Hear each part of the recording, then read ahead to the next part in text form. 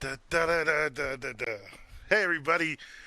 All right. Hey, I'm James Thomas. This is not how this show will normally start.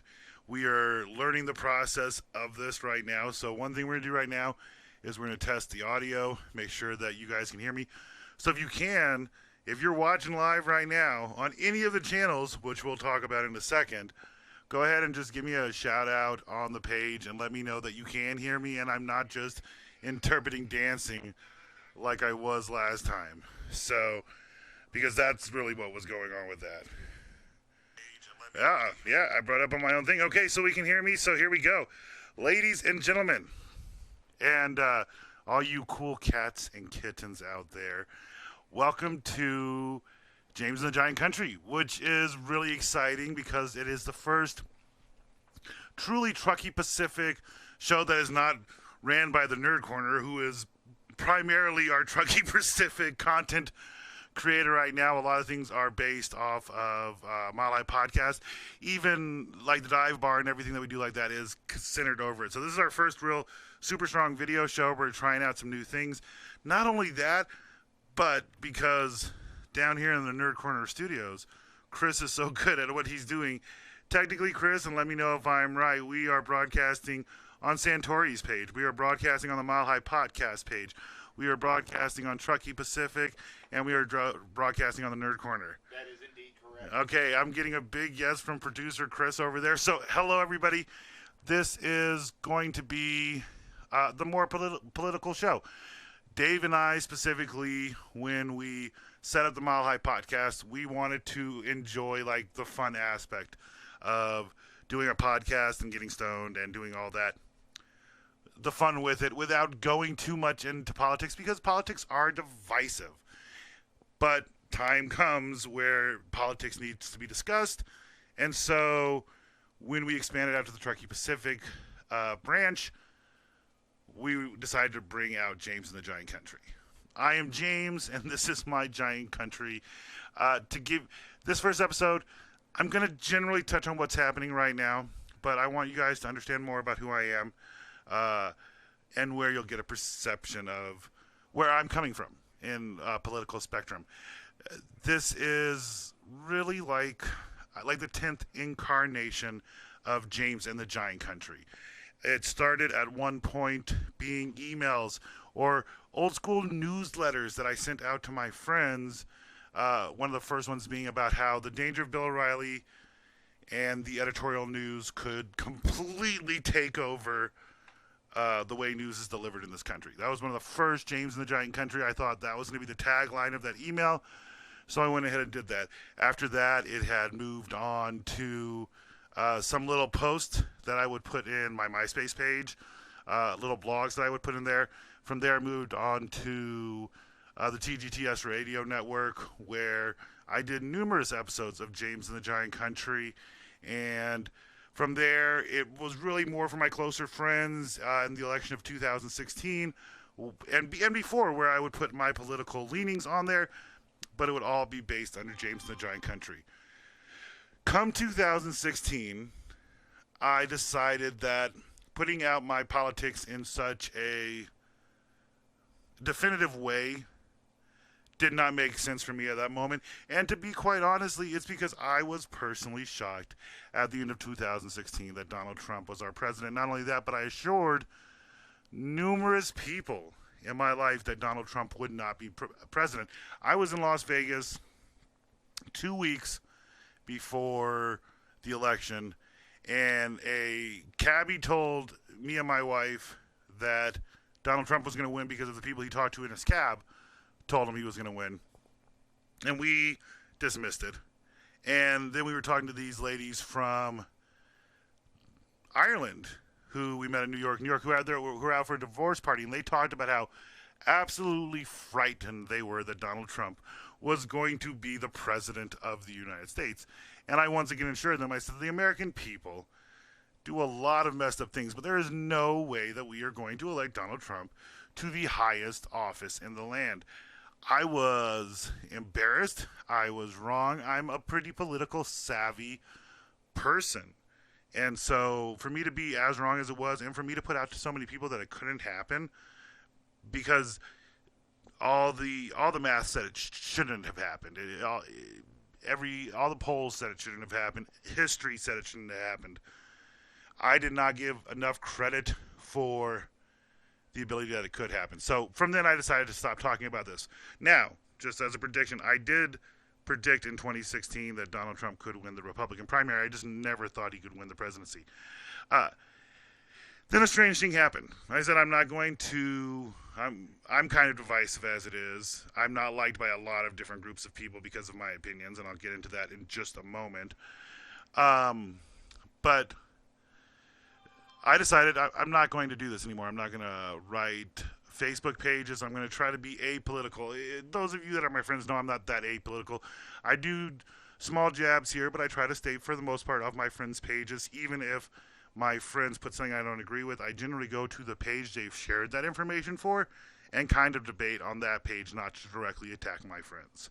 I also am part of debate groups to not directly attack my friends and people that are important to me, because I like people of all different political leanings.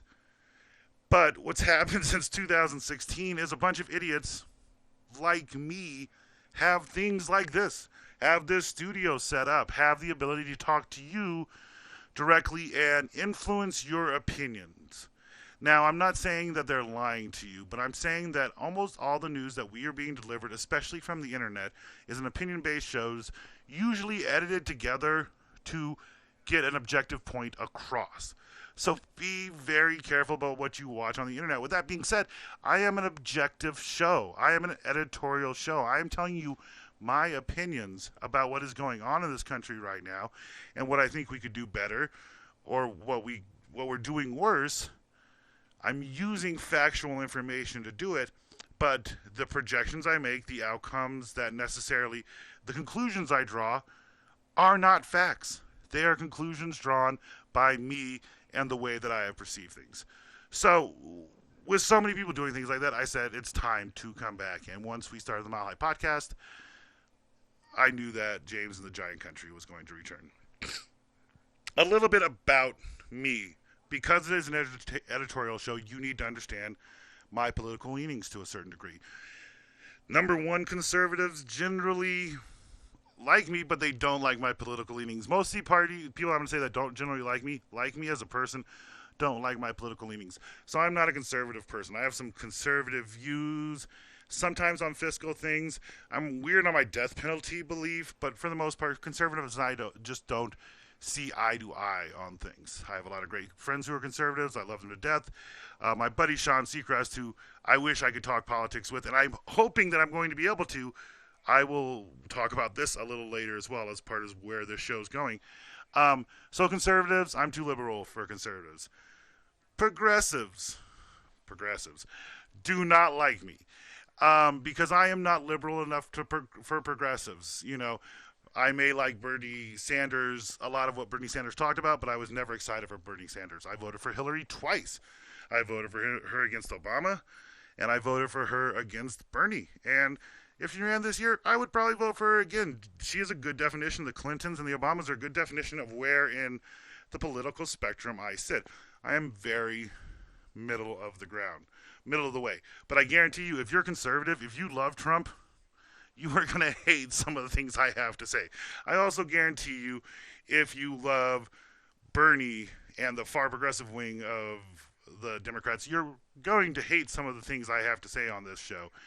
And quite honestly, if you hate Biden, or if you love Biden and the centrist Democrats, I'm still going to piss you off more than you'd probably like me to, because like I said, I have very definitive opinions about it. But if I had to define myself, I am a centralist Democrat.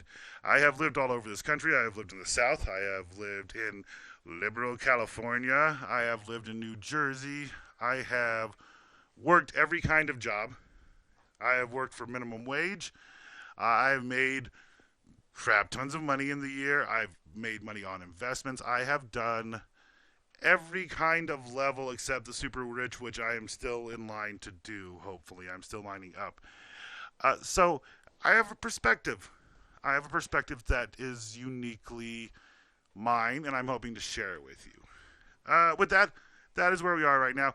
I'm going to give you a base synopsis of some things that we have got to be cautious of right now. And then, funny enough, our producer, Chris, will come in and he has a little rant at the end.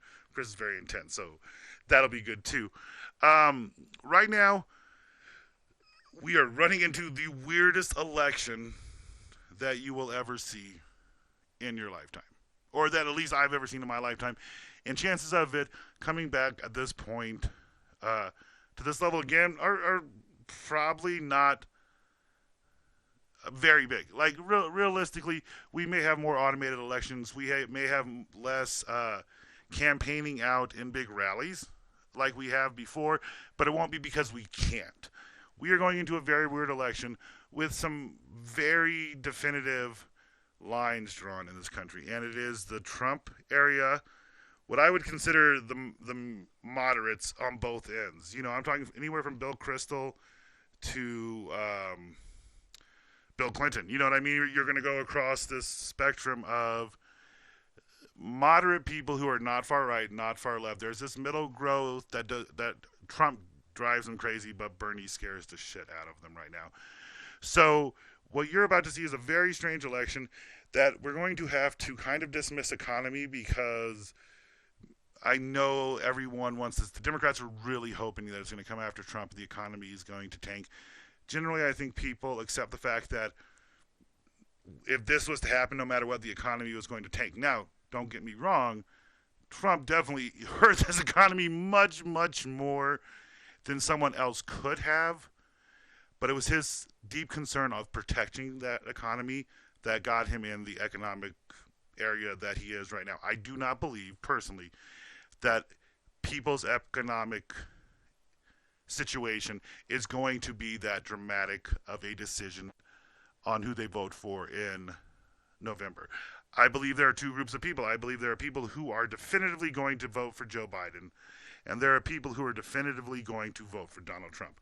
On those two groups alone, I do believe that Joe Biden has the ability to pull it out over Donald Trump, because the 3 states that Hillary lost in, Joe Biden is truly competitive in. And Donald Trump, biggest danger on the Democratic side is if he starts doing this COVID thing correctly. And listen, I would prefer he started doing this COVID thing correctly. This is going to be what we're going to vote on.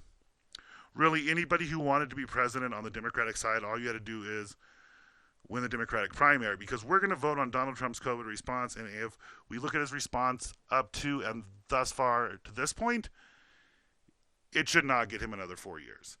And I think that's the general perception of the country right now, outside of some people who definitively support him. I know people who do that. I don't always understand why, but I respect their right to support this man on what's going on here. So that is my prediction of what we're doing as far as the election going forward. It's going to be a very weird election where you're going to see everybody's basement. You're not going to see rallies like it will before. And I think Joe Biden's vice president pick will play out almost like a American Idol type thing. Not that's how he would do it, but he is definitely testing the waters in a social environment, I think, more than any other presidential candidate has in history, which will be fascinating. Right now, I'm going to say my top 3 predictions is either Kamala Harris, Elizabeth Warren, or Amy Klobuchar. I want Stacey Abrams. I like the idea of Stacey Abrams, but I like the idea of Stacey Abrams more than my belief that she has the ability to govern in that level yet. But if it's Stacey Abrams, I won't be mad. But my top 3 are those other predictions. This is what the show is. We will have more graphics behind us going forward. We will have a more detailed structure.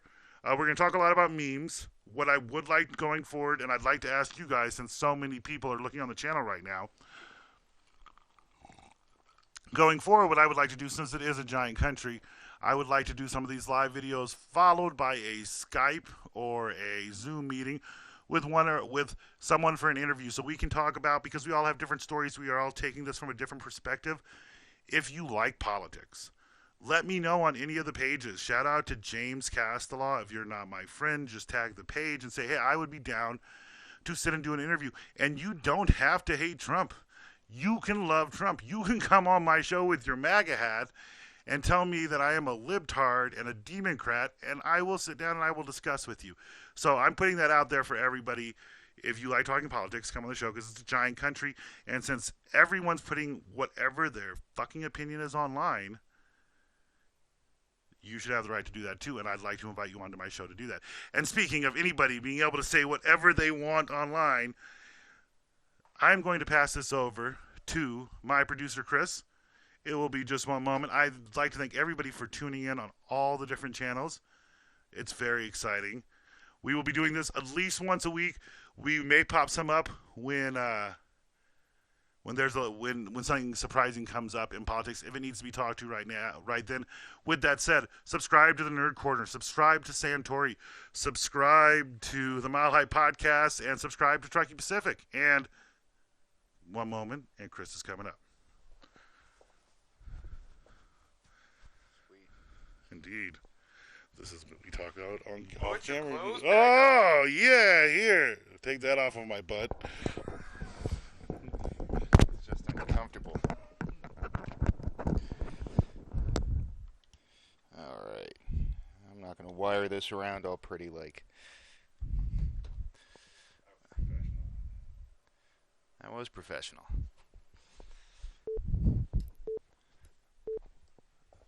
See, I don't even have my output projector. I can't see, I can look over here. The 2 minutes has already started. So, when James told me he's going to be coming back with James in the Giant Country, I realized if I'm going to go through all the effort of producing this, putting together lights, putting up cameras, I'm going to take my moment to rant here.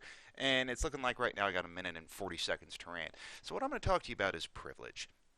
I had a discussion the other day, and somebody was complaining, am I supposed to acknowledge privilege for everything? And I realized that I'm seeing a difference between liberals and conservatives in this country, if you want to put it in the two most basic groups. You have conservatives who view privilege as a burden, that privilege is a sign of weakness, that if you acknowledge that you have any privilege in this world, that you had any hand up, that you didn't pull yourself up by the bootstraps, that it means you're weak. I'm here to tell you, it doesn't mean you're weak. I won't say we all have privilege. A lot of us have privilege. I have enough privilege. James has enough privilege that we're able to sit here in the middle of a global pandemic and do a stream to you about politics and who knows what. I don't feel ashamed of privilege. I acknowledge that I have it. I move forward. I try to do better. And for the conservatives out there who view it as a weakness, I'm sorry. You didn't build that.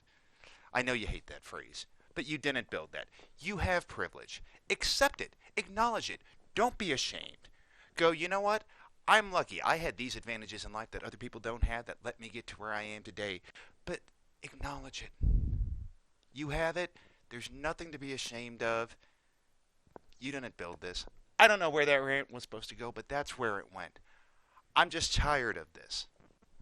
And see, now 2 minutes is seeming like a lot longer than I thought. You got James in the background. That's the beginning of my 2-minute rant. I didn't think we were going to be filming this tonight, but I am going to wrap it up. Thank you so much. If you like what you see, subscribe to this channel.